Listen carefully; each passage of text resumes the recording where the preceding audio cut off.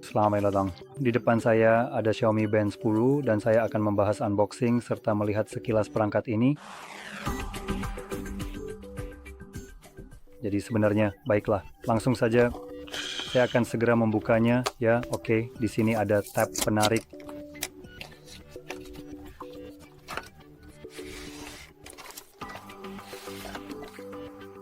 Ada sesuatu di dalam sini.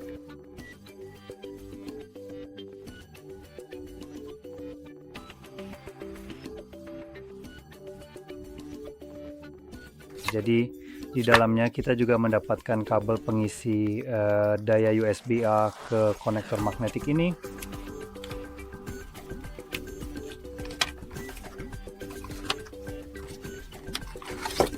Dokumen-dokumen. Lebih banyak dokumen dan itu saja isinya. Sekarang mari kita lihat jamnya sendiri. Ada animasi kecil yang agak patah-patah di sini. Bisa langsung dilihat di sini. Jadi ini bukan yang paling mulus. Dari pengalaman saya bisa bilang bahwa Xiaomi Band terasa jauh lebih mulus daripada ini. Juga di kotaknya sejujurnya ini sebenarnya terlihat sedikit lebih besar daripada aslinya seperti yang dia bilang. Jadi ya ini memang sedikit lebih kecil dari yang saya harapkan. Sekali lagi sebenarnya ada lelucon yang bisa dibuat di sini, tapi jadi itu salah satu halnya. Dan selain itu, jam ini menjalankan perangkat lunak yang eksklusif dan canggih dari Huawei. Jadi daya tahan baterainya seharusnya sangat luar biasa dari segi performa.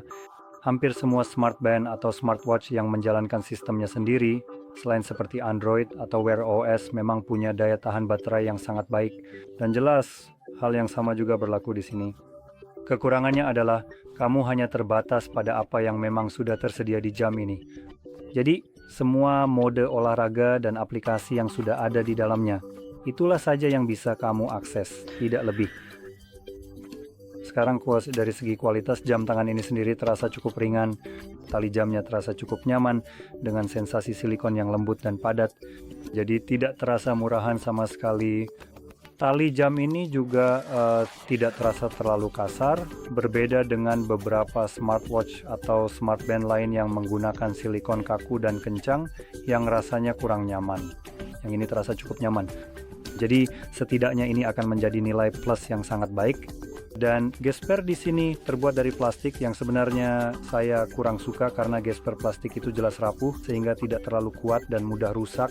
Jadi kadang-kadang bisa saja patah karena pemakaian sehari-hari. Dan biasanya tali jam atau jam tangan Anda bisa saja terlepas begitu saja tanpa Anda sadari. Hal seperti ini memang cukup sering terjadi, terutama jika digunakan dalam waktu yang lama. Sekarang ada juga keuntungannya di sini karena menggunakan klip kecil dari logam ini.